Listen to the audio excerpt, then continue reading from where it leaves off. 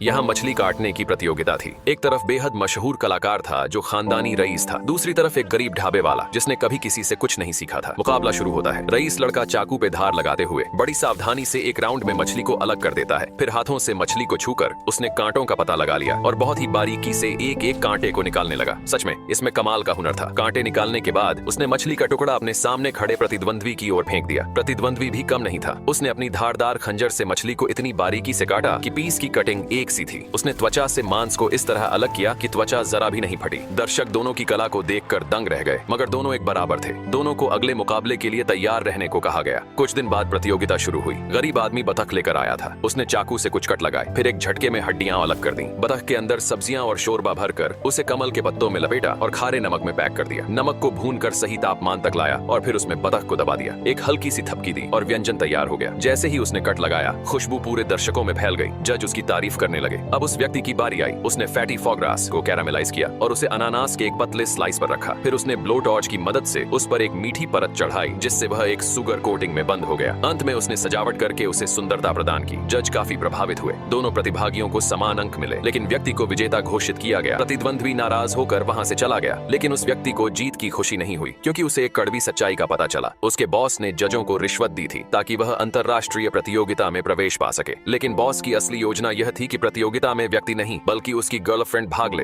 असली झटका तब लगा जब सामने आया कि वह लड़की पहले से ही बॉस के साथ मिली हुई थी और उसी ने एक चौंकाने वाला राज उजागर किया। उस व्यक्ति की स्वाद की क्षमता, सेंस ऑफ टेस्ट, काफी पहले ही खत्म हो चुकी थी। वह तो बस अपनी विश्वसनीय रेसिपी नोटबुक के सहारे खाना बना रहा था। हताश होकर वह आदमी सड़कों पर भटकने लगा। तभी उसकी मुलाकात उसी पुराने प्रतिद्वंद्वी से हो गई। दोनों ने पूरी रात बातें की और एक दूसरे के प्रति सम्मान और समझ का रिश्ता बना। उन्होंने मिलकर अंतरराष्ट्रीय प्रतियोगिता में एक साथ भाग लेने का निश्चय किया। प्रतियोगिता शुरू हुई। कुछ शेफ स्क्विड काटने में व्यस्त थे, कुछ सुशी बना रहे थे, लेकिन ये दोनों चुपचाप पारंपरिक पत्थर की चक्की से सोयाबीन पीस रहे थे। उन्होंने एक साधारण सा लेकिन लाजवाब व्यंजन तैयार किया, टोफू। दूसरे भव्य और आकर्षक व्यंजनों के सामने उनका टोफू बहुत सीधा सादा लग रहा था, मगर जैसे ही जजों ने उसे चखा, वे दंग रह गए। उस टोफू में छिपी थी एक अद्भुत तकनीक। उसमें गर्म चॉकलेट को तब मिलाया गया था जब वह अर्ध ठोस अवस्था में था। ऊपर से शहद की छोटी छोटी गोलियां रखी गई थीं, जो मुंह में फूटते ही मिठास फैला देती थीं। इसके साथ ही उन्होंने उसमें सिकुआन मिर्च के दाने डाले थे, जो उस मिठास में हल्की झंझनाहट जोड़ते थे। एक ऐसा संतुलन जो स्वाद को बिल्कुल नया अनुभव देता था। और अंत में व्यक्ति की शानदार सजावट, प्लेटिंग ने जजों को पूरी तरह मोहित कर लिया।